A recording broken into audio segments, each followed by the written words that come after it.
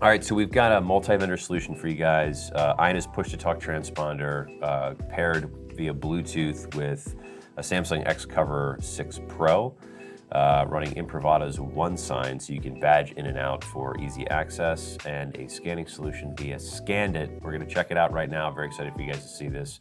This is a real solution. None of this is vaporware. This all works. So with that being said, Ambrose, over to you.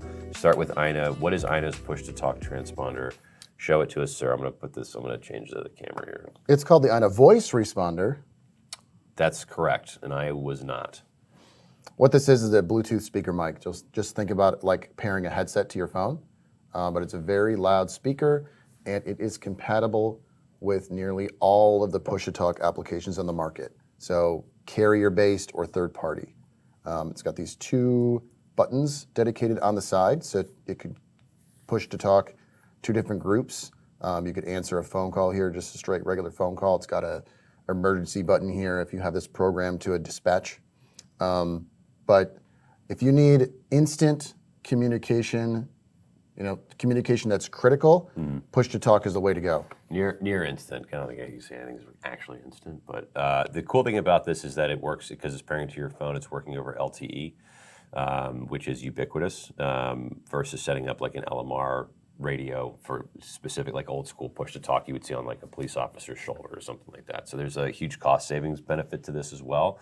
And it's already going to be using whatever the wireless connection you're using, so either LTE or like VoIP or something you could use. So this is the Bluetooth version. Yeah. Then there's another version called the Kepler, which has a little LCD screen, and it takes a SIM card. So it looks the same, but it has a screen here, and then you just pop a SIM card in. And it would have connectivity without being connected to like a mobile device. So cool. All right, and then we also have Imprivata's OneSign, which is a really great way to badge in and out of a mobile device in order to sign in quickly, or if anyone has a shared pool of mobile devices and limited IT resources, which is, I think, every company on the planet now. Right. So this is a very cool one. We're gonna, this is on the XCover 6 Pro, correct? Yes. Okay. So, you probably come across, if somebody's using these push-to-talk devices, it's most likely in a large fleet, large number of devices. So think like shift workers coming in to grab their device to start for the day, but how are you authenticating into this? Are you pushing in like a bunch of passwords? Are you doing trying to do face biometrics or fingerprint? Well, you can use the current system that they have now of let's say you had a badge to a door. You really got to move more in your environment. If you had badges like these, we can cut over to the... You actually want to see the screen? Yeah, let's cut over to the screen. We're going to cut over the screen and do a little picture-in-picture. We're top left, or are we? Where are we going? We don't know. We're gonna stay bottom right. All right, so what are we looking at? This is this is the screen that you actually see when you're logging into the device, correct? Yeah, so let's say you had your phone in a big charging bank. You would grab your Android phone. This is Android specific, by the way. You'd grab this device. You would see this screen. You can then take the same badge that you would use in your single sign-on environment, like doors and other workstations, and you could use the NFC of an Android device that has NFC, and you can just tap, and then it would then authenticate that user to the applications that are on this device. That's yeah, and then again, it's like the reason this is important. So, if you follow a device throughout the day, right? Where does it start? What's that story? It starts is it in a locker? Is it in a secure charging locker, via Lock and Charge? Great organization, by the way.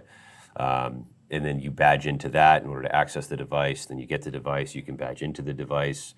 And then you're using it throughout the day, and then the next shift worker comes on, and then that person how are they logging into it? Again, this gets into why this is so valuable, because now I'm going from the locker where I can charge it, and I have data and analytics on who's using it, when it was last accessed, who accessed it, all those things. I can literally hand this to another worker. They can hit it on the back of their device, badges them in, and then they're off and running throughout their day. So it's a very, and again, this goes all the way down to badging into a smart locker and putting the device in there. So it's an entire story of how the device makes it into a worker's hands throughout the day, how it's being utilized throughout the day, how you're securing it.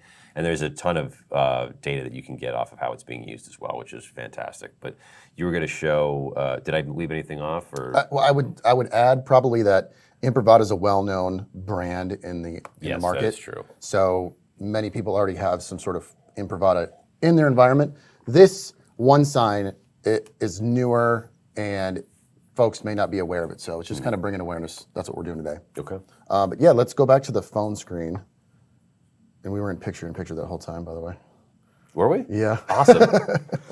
What's better than two of us? It's four of us. All right, let's, so you're gonna badge in? So I'm going to badge in and I'm going to show you Scandit.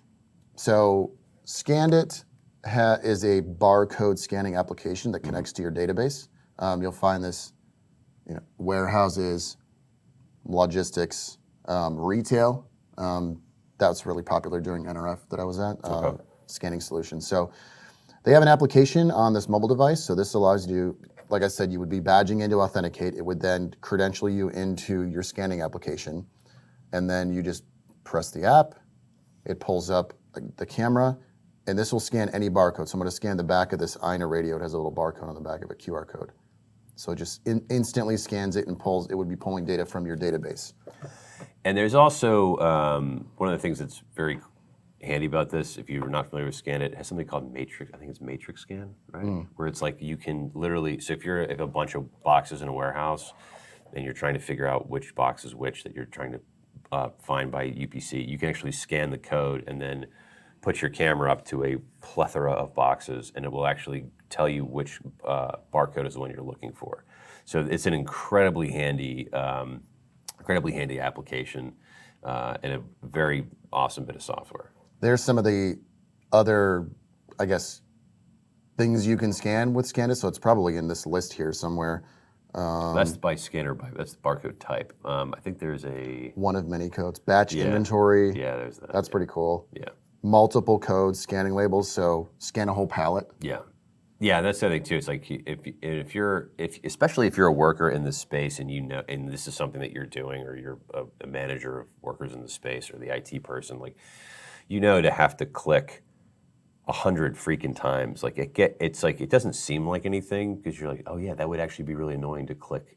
Yeah. To scan, click, 100. Make a mistake. Yeah, it's like so just to be able to do it in one shot versus doing it in 15 or 20. I mean, it's time savings for one, for sure, but it just simplifies everything, and which I think is everyone's trying to do these days. ID scanning. I tried this the other day.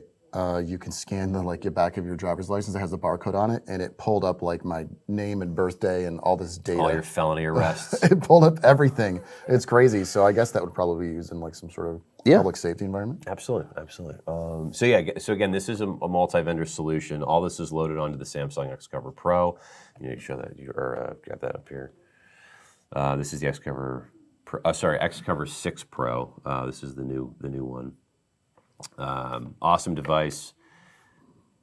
Has that push to talk button on the side? Yeah, it's got the dedicated button. Yeah, you can configure it to whatever you want. Yeah, and if you're needing a ruggedized device that's purpose built for rugged environments, I mean, this is a really awesome device to use. And as you can see, it's like if you were to buy a purpose built scanner, you're not going to have the ability to manage it and tweak it like you would want, where you would want to add something like Imprivata, or you'd want to add something like Aina. And then Aina also has a soft talk app as well, so you can actually just push that directly to the device via the management of whatever your MDM is, and program it on that side key. So that way you're using the side key as the software app to use Aina's push to talk if you didn't even want to have a transponder. When you start getting into how to solve these things, that's what Ambrose Bragg is for. He's the mobility practice lead, and you should contact him if this is at all interesting. And if you'd like more information, you can reach out to us at mobility@3itech.com. That's mobility at the number 3EYETECH.com. Did I miss anything? Is that it? Are we out of here? I think that's it. That's it for today. All right. Bye.